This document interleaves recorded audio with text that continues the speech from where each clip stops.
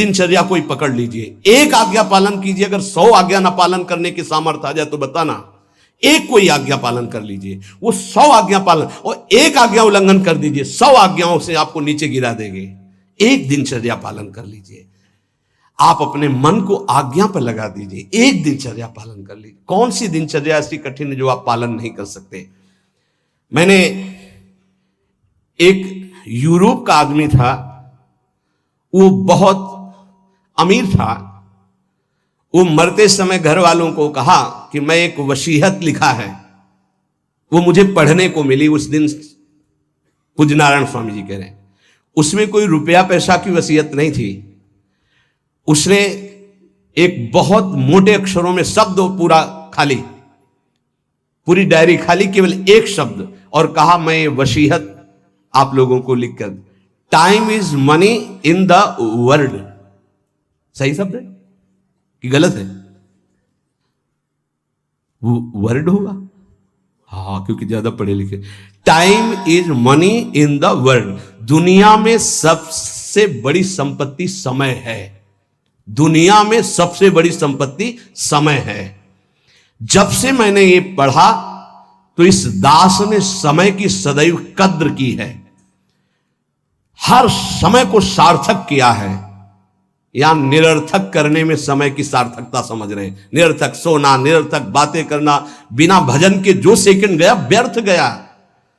बहुत सुंदर बात है। जिसने समय की कीमत पहचान ली वो सबसे बड़ा संपत्तिवान। Time is money in the world. संसार में समय ही सबसे बड़ी संपत्ति है। समय की सदुपयोग वृत्ति, राधा राधा राधा राधा,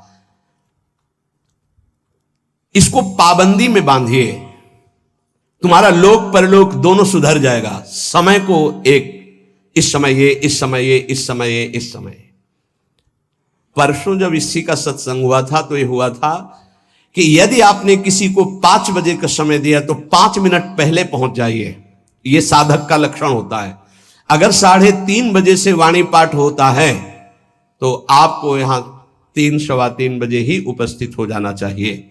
आप सर्वांतर्यामी भगवान के द्वारा दिया हुआ दिव्य मानव देह और दिव्य सत्संग और इसको दिव्य बनाने का अवसर खो मत।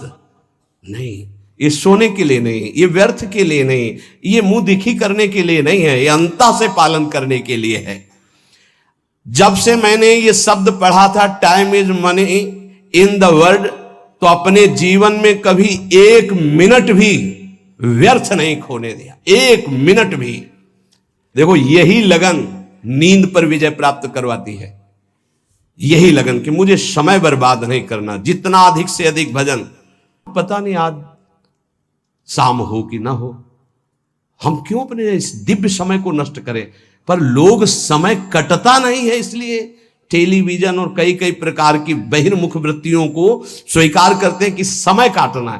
बोले समय नहीं कटता। और सही पूछो तो भगवान से मनाया जाता है कि नींद ना आवे, कभी ये रात्रि ना हो, इसके लिए कि मैं रात्रि हो गई तो 10 घंटे 8 घंटे सो रहा हूं। नहीं, रात दिन भजन, जाना है यहां से।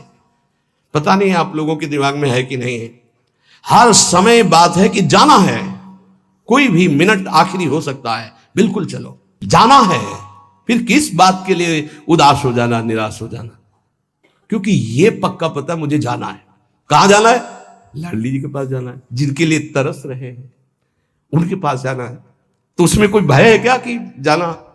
जिनके लिए हम तरस रहे, तड़प रहे, उनके पास जाना है। जहां अनंत जन्मों से बिछुड़े वहां जाना है। कोई आश्चर्य की बात है, कोई दुख की बात है, कोई घटना की बात है, और जाने का ही बुलावा है। एक माई है, भयंकर कैंसर से पीड़ित है, मुस्कुराहट के सिवा कभी हमने उसके मुख में उदासी नहीं देखी। जब प्रणाम करके बाद, बहुत कृपा है लाडली जी की, बहुत कृपा है गुरु जी की। यह जीवन है। आपके अंदर अगर थोड़ी देर सोचो कि कैंसर की रिपोर्ट आ गई, अब कैसा लगेगा? कैसा लगेगा? तो भगवान ने हमें क्या दिया है? थोड़ी देर आंख बंद करके सोचो, यदि तुम्हारी आंखें ज्योति रहित हो जाए तो कैसा लगेगा? घबराहट पैदा हो जाएगी। आप देखो, अभी आंख बंद करो, सोचो, अगर ये सदा सदा के लिए ऐसी हो गई तो भगवान ने कितनी कृपा दी। तुम सुन सकते हो, बोल सकते हो, देख सकते हो, सूंघ सकते हो, चल सकते हो, अभी स्वस्थ हो। समय की कदर करो। नहीं, ये समय निकला चला जा रहा है। ये वापस नहीं आने वाला। और स्थिति ऐसी बना लो कि हर स्थिति में तुम्हारा मंजीरा बजने से रुके ना, पक्का। जब भीषण कष्ट की स्थिति थी तब भी कहते थे व्हील चेयर में बैठा लो, हमारा नियम है इस समय बाहर निकलकर 4 चक्कर लगाना, आप लगाओ चक्कर। नहीं ऐसे नहीं बैठा लिए, हमारा नियम, और जो नियम है उठाओ हमको, टांग के ले चलो, हमारा शरीर का संस्कार करो वैसा, चलो टाइम बाय टाइम। ये क्यों हुआ? बचपन से इसका अभ्यास और भगवदाश्रय। इसीलिए सबसे प्रार्थना करते हैं, ये किसी एक के लिए नहीं है। व्याधि मंदिरम शरीरम व्याधि मंदिरम, कौन सा देवता प्रकट हो जाए, किडनी फेल कर, कितने प्रकार के रोग हैं भैया। और एक बार जहां रिपोर्ट आई कैंसर, खत्म खेल, भजन साधन सब खत्म, चेहरे का रंग बदल, दिल बोले ब्लॉक हो गए इस दोनों नसें। अब वो परेशान है, अरे ब्लॉक नहीं, फेल हो जा पास हो जा, इसमें क्या जाना। राधा राधा हर समय तैयार है, जैसे आर्मी का जवान तैयार रहता है बॉर्डर पे कि कहीं से भी गोली आ सकती है, ऐसे बिल्कुल तैयार रहो, पक्का तैयार रहो। बार बार कह रहे हैं सावधान, समय की कीमत को पहचानो, हर श्वास में राधा राधा। एक हित धाम में आए थे, बोले अब बस वृंदावन आ रहा हूं, तो अचानक श्री जी की कृपा से दृष्टि में हम कहा आप जाइएगा मत, अब यहीं रहिएगा। बोले नहीं अभी कुछ बेचने को रह गया, बेच करके बस फटाक से आया। हमका पता नहीं भगवान की क्या लीला है, हमारा मन कह रहा मत जाइए।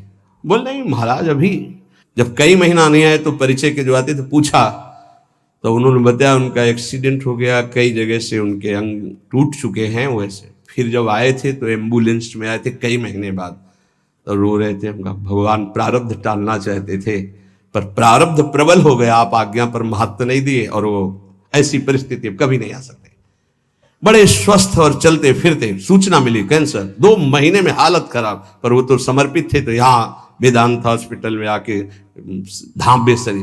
कुछ भरोसा नहीं इसका, जो बहुत अकड़ के चल रहे हैं, लंबा समय इतना कमा के रख दें कि 7 पीढ़ियां तक खाती चले जाएं, बड़ा व्यवस्था के ऊपर व्यवस्था। ये नहीं सोच रहे यहां से जाने की तैयारी हम क्या कर रहे हैं। नारायण स्वामी जी कहते हैं, गोस्वामी तुलसीदास जी महाराज के दोहे हम अपने जीवन में सामने रखा है, आप भी सुन लीजिए।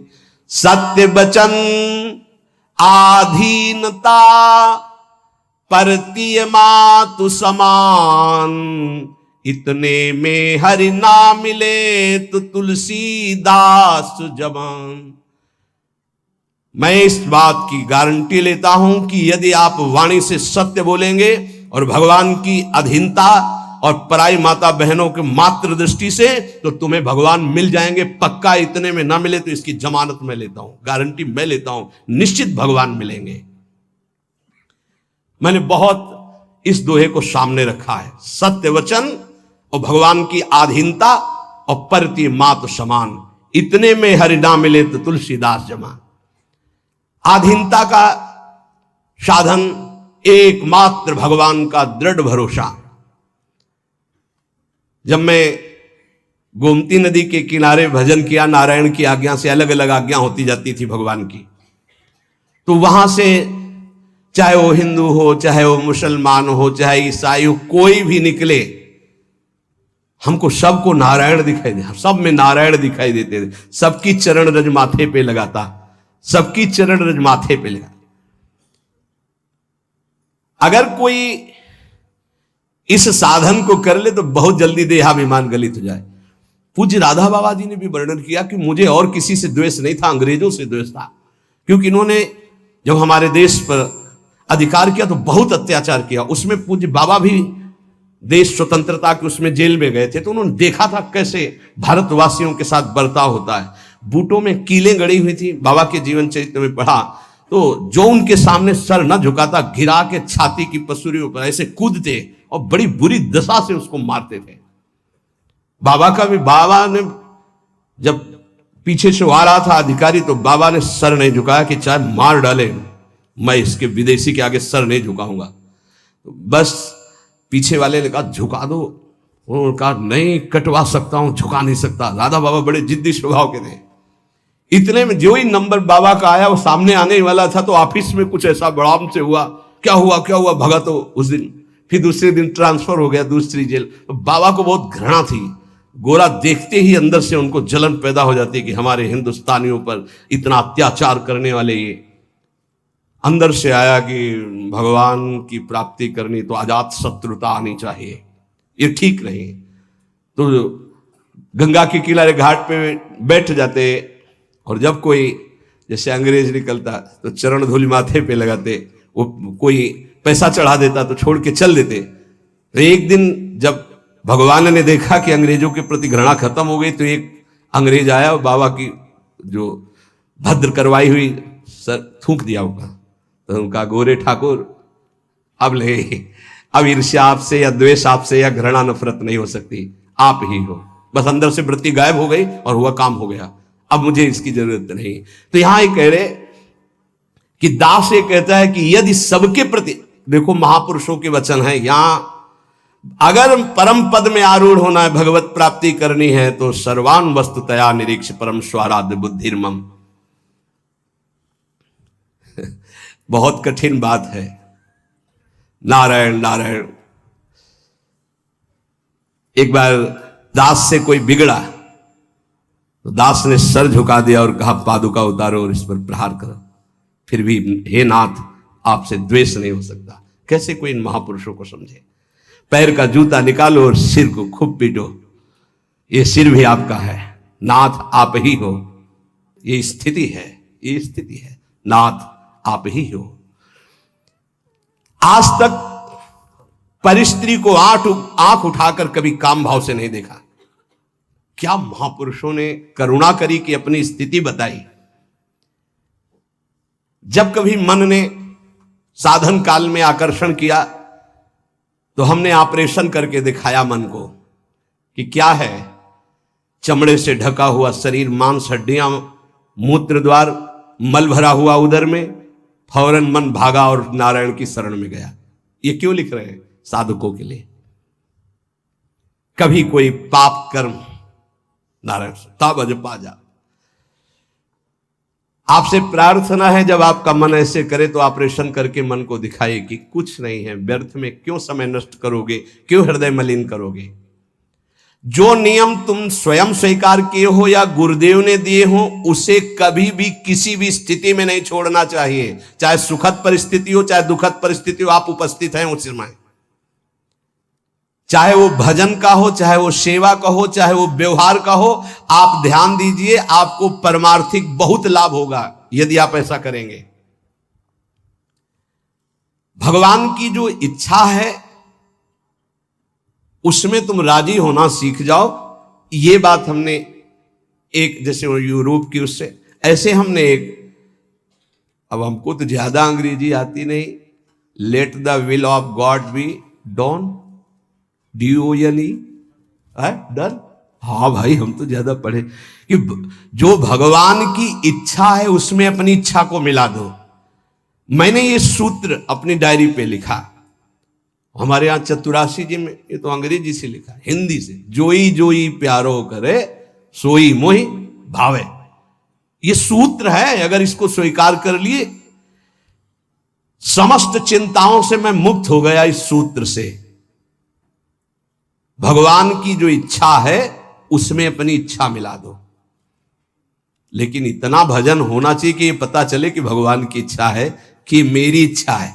इसमें समझना ही तो सब भगवान की इच्छा मान के फिर कहेंगे कि भगवान की इच्छा के बिना पत्ता नहीं हिलता है, तो जितना पापाचरण वो सब भगवान की इच्छा से। नहीं, ऐसा नहीं। इसीलिए विवेक की आवश्यकता है, मन के संकल्प को और भगवत इच्छा को देखना। कैसे जानेंगे भगवान की इच्छा है और कैसे जानेंगे मन की इच्छा है? जो इंद्रियों की विलासता का संकल्प बना करके कार्य किया जाता है वो मन की इच्छा होती है, और जो बिना संकल्प के अकस्मात, वो भगवान की इच्छा। जैसे हम जा रहे हैं, किसी को जरा सा धक्का लग गया, उसने पीट दिया हमको, ये मेरा कोई संकल्प नहीं था। या अचानक कोई ऐसी घटना घट गई, सामने वाले को दुख पहुंच गया, मेरा संकल्प नहीं था। या किसी भी तरह की कोई, वो भागवतिक होता है विधान। हम उसमें अपनी इच्छा, मन के संकल्प के द्वारा जो इंद्रिय जनित, वासना जनित, वो भगवान की इच्छा नहीं होती। पर इतना अंतर्मुख साधक हो तभी तो पहचान पाएगा। सारी चिंताओं से मैं मुक्त हो गया जिस दिन ये सूत्र पढ़ा। अर्थ उसका है कि भगवान की जो इच्छा है उसमें अपनी इच्छा को मिला दिया।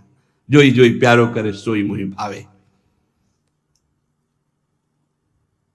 इस दास ने देखा कि जब अपनी इच्छा भगवान की इच्छा में मिला दिया तो चराचर जगत से हमें कृपा प्राप्त होने लगी।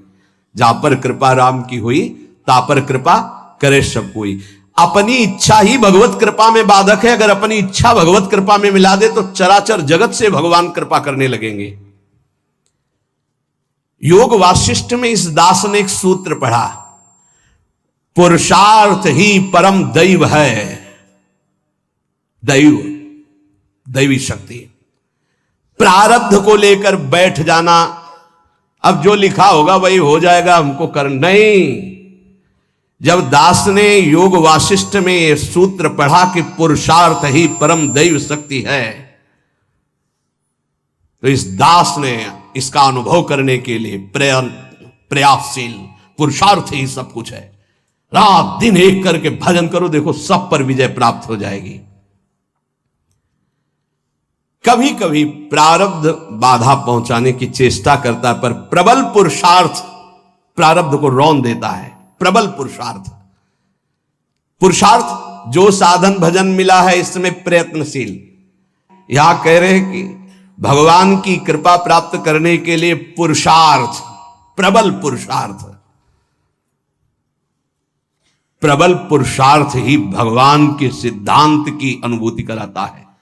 प्रबल पुरुषार्थ ही प्रारब्ध के सिद्धांत की धज्जियां उड़ा देता, विधान की। पुरुषार्थ में बड़ा बल है, बड़ा बल है। पर पुरुषार्थ भगवान के नाम जप से माना जाएगा, और ये लौकिक पुरुषार्थ प्रारब्ध को नहीं मिटा सकता, भगवान का नाम जप। जब हमारा पुरुषार्थ प्रबल होता है भगवत कृपा से, तब अद्वैत भाव की सिद्धि अत्यंत अनिवार्य हो जाती है। हर मार्ग के उपासक को अद्वैत भाव एकमात्र जो सर्वत्र है वो यहां भी है, गुरुदेव भगवान को एक बार। इसके बाद द्वैत प्रेम का आता है। पहले द्वैत से अद्वैत और अद्वैत से द्वैत। अपने इष्ट देव को सर्वत्र देखने की चेष्टा करे, किसी भी अन्य अपने इष्ट देव के नाम रूप की निंदा और हेलना ना कर दे, नहीं तो अपने इष्ट देव की भक्ति में फर्क पड़ जाएगा। जैसे परिक्रमा लगा रहे हैं, रास्ते में हनुमान जी का मंदिर है, आरती हो रही है, अरे क्या हनुमान जी, हम तो नहीं, महाभागवत है। आधा मिनट रुके, हाथ जोड़े खड़े हैं, आरती के दर्शन कर रहे हैं, राधा वल्लभ लाल आप इस रूप में हो, जय हो श्री राधा वल्लभ लाल की जय। आगे बढ़ दिए, देखा किसी भगवान की झांकी जा रही है, पंचांग प्रणाम किया, राधा वल्लभ लाल की जय। ये वैष्णव धर्म है, ये उपासना का मार्ग है। ये नहीं कि अवहेलना करना, ऐसा नहीं है। हाँ, हम दर्शन करने नहीं गए, सामने से गुजर रहे थे, किसी को भी। ये अपने स्वामी नारायण की कृपा से जाना, इस मर्यादा को सदैव उपासक सुरक्षित रखे। कोई भी भगवान की सवारी जा रहे, कोई भी भक्त जा रहे, सबकी चरण धूल में नमस्कार। एक और साधन अजपा जाप के लिए आवश्यक है, अगर आप कर सके तो। अमावस्या और पूर्णिमा के दिन उपवास करना सीख ले। अमावस्या नारायण स्वामी जी का अपना अनुभव, हम ये व्रत रूप में नहीं कह रहे, ये हम भजन बढ़ाने के लिए कह रहे हैं। ये दत्तात्रेय महाराज जी के ग्रंथ में मैंने पाया था, उसी दिन से हमने शुरू कर दिया। नारायण स्वामी उसे अच्छा है, एक दिन अगर उपवास रहेगा तो आंतों को थोड़ा अवसर भी मिल जाएगा। पूर्णिमा और अमावस्या के दिन उपवास का देख लो, अगर ऐसा लगे तो ठीक है, नहीं तो थोड़ा प्रसाद पाके। गृहस्थ में अगर पूर्णिमा अमावस्या के दिन किसी तीर्थ धाम या कहीं भी जाए तो किसी का भी दिया हुआ कुछ ना खाए, क्योंकि उस दिन का प्रतिग्रह बहुत बड़ा प्रतिग्रह माना जाता है। ये जो हलवा पूड़ी बिटता है ना, वो खाते हुए रास्ते में चलते हुए मना है। अगर वास्तविक पुण्य कमाने तीर्थ यात्रा या धर्म क्षेत्रों में जाते हैं, गृहस्थी में, दास को ये जब दत्तात्रेय जी की वाणी से पता चला तो जीवन भर के लिए नियम ले लिया कि पूर्णिमा और अमावस्या को भोजन ही नहीं करना। तो मुझे ये लगता है कि उपासक को भजन के लिए अनिवार्य है ऐसा करना। त्याग और संतोष ये साधु का तो धन होता है, साधक का तो धन होता है। ज्ञान और भजन ये उसका फल होता है। हर समय भजन और ये ज्ञान है कि सर्वत्र मेरे प्रभु। त्याग ये स्वभाव में बैठा होता है, संतोष ये स्वभाव में बैठा होता है। ये जो मूर्ति पूजा की अवहेलना करते हैं, इन लोगों की बात मत सुनना। मैं स्वयं अपने भगवान नारायण की कृपा से अनुभव किया है कि मूर्ति पूजा से बहुत जल्दी भगवान प्रसन्न होते हैं। इस दास का अनुभव भी है नारायण की आज्ञा से। सेवा करते समय मन बहुत जल्दी इष्ट में आसक्त हो जाता है। अन्य समय भागेगा लेकिन सेवा में आसक्त हो जाएगा, क्योंकि मन की एकाग्रता सेव्य घसीट लेते हैं। इसको खिलवाड़ न समझे जो प्रभु की सेवा हो रही है। दास को जब नारायण ने आदेश किया तो इसमें बहुत सुख मिला। भक्ति ईश्वर प्राप्ति में समर्थ है, पर यह ज्ञान अत्यंत आवश्यक होना चाहिए। जब सर्वत्र भगवान है तो मूर्ति में भगवान क्यों नहीं? ये जो लोग खंडन मंडन करते हैं, यह अधूरा ज्ञान है। मेरे ख्याल से अधूरे ज्ञान से परमार्थ में काम नहीं चलता है। जैसे एक टांग से चलना बड़ा कठिन होता है, ऐसे ही कि वो निराकार है इतना ही मान लेने से नहीं होगा। जैसे दो टांगों से आराम से चला जाता है तो वो निराकार भी है, वो साकार भी है। वो साकार भी है और निराकार है, दोनों की उपासना हम करते हैं। जैसे साकार रूप में ये कर रहे हैं, निराकार रूप में सब अंतर्यामी रूप में भगवान सबके हृदय में विराजमान है। काम क्रोध लोभ मोह के दमन का साधन जो गृहस्थी में समझते हैं कि बड़ा कठिन है, ऐसा ना समझें। गृहस्थी में इन साधनों का तुम नियम लीजिए, भगवान तुम्हें सामर्थ्य देंगे कि तुम संयमी बन जाओगे, तुम सहनशील बन जाओगे, काम क्रोध लोभ मोह पर विजय प्राप्त कर लोगे। पर जो विरक्त जन है उनको तो कोई भी गुंजाइश इस विषय में नहीं है। इसलिए जैसे यहां का कड़ा शासन है कि आप परिवार से संभाषण नहीं कर सकते बिना आज्ञा के, वो भी आज्ञा होगी तो आप कुछ क्षण बैठिए यहां राधा के कुंज में बैठकर ही बात। उसका मतलब कोई वैर नहीं है, आपके राग के नाश की बात है। आपका राग नष्ट हो जाए, खत्म खेल। गुरु की कृपा से ही सब साधन की जानकारी होती, सब साधन चलने का उत्साह होता और सब साधन की पूर्णता भी होती। सदा अंतर में गुरुदेव भगवान बैठ करके साधन की प्रेरणा करते हैं, कराते हैं और सफलता प्राप्त कराते हैं। इसीलिए कहा कि व्यक्ति कभी गुरु नहीं हो सकता और गुरु कभी व्यक्ति नहीं हो सकता। वैसे मेरा हृदय तो बहुत कठोर है, नारायण स्वामी जी कहते हैं, पर पता नहीं कैसे रिझाए माखन चोर की आकर के मेरे हृदय को माखन बना दिया। भगवत कृपा से, गुरुदेव नारायण की कृपा से